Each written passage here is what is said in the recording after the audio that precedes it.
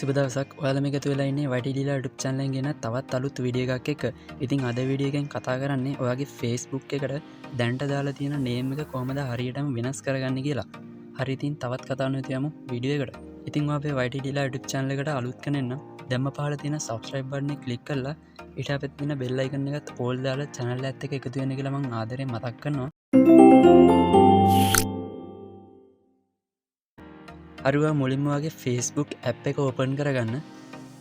Facebook එකට ආවට පස්සේ ඔයාට මෙන්න මේ වගේ ඉන්ටර්ෆේස් එකක් තමයි බලාගන්න ලැබෙන්නේ. ඊළඟට මෙතන උඩ තියෙන ඉරි කැලි තුන උඩ ටච් කරන්න.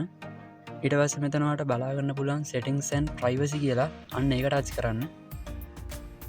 හරි ඊට පස්සේ ඒක යටතේත් ඔයාට බලාගන්න පුළුවන් settings කියලා තියෙනවා. ඔයා ඒක ටච් කරන්න.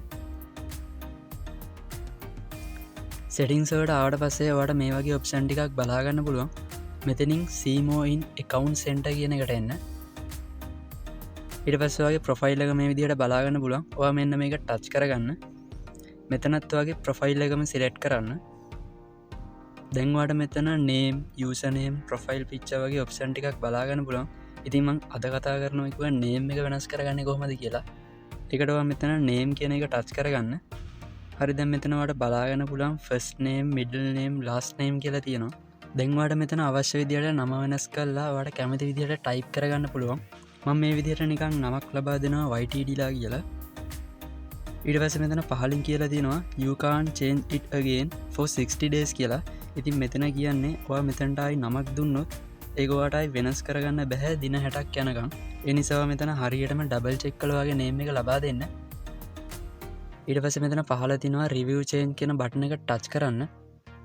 හරි ළඟට මෙතනත් වගේ name එකේ preview එකක් පෙන්නනවා. මෙතන වගේ නම පෙන්වන්න ඕන විදිය select කරලා පහළ තියෙන save changes කියන එක ලබා දෙන්න. හරි යාළුවනේ ඉතින් අපි සාර්ථකව name එක වෙනස් කරගෙන අවසන්. ඉතින් මං හිතනවා අද වීඩියෝ වලට ගොඩක් වැදගත් වෙන්න ඇති කියලා. වීඩියෝ එක වැදගත් වුණා නම් අනිවාර්යෙන් වීඩියෝ like එකක් දාන්න. ඒ වගේම ඔයාලට මොනවා හරි ගැටලුවක් තියෙනවා නම් පහලින් comment කරන්න. මතක ඇතුව අනිත් අයටත් මේ දේවල් දැනගන්න share කරන්නත් අමතක කරන්න එපා. හරි ඉතින් මේ වගේ අලුත් වීඩියෝ එකක් අරන් එනකම් ඔයාලා හැමෝටම සුබ දවසක්.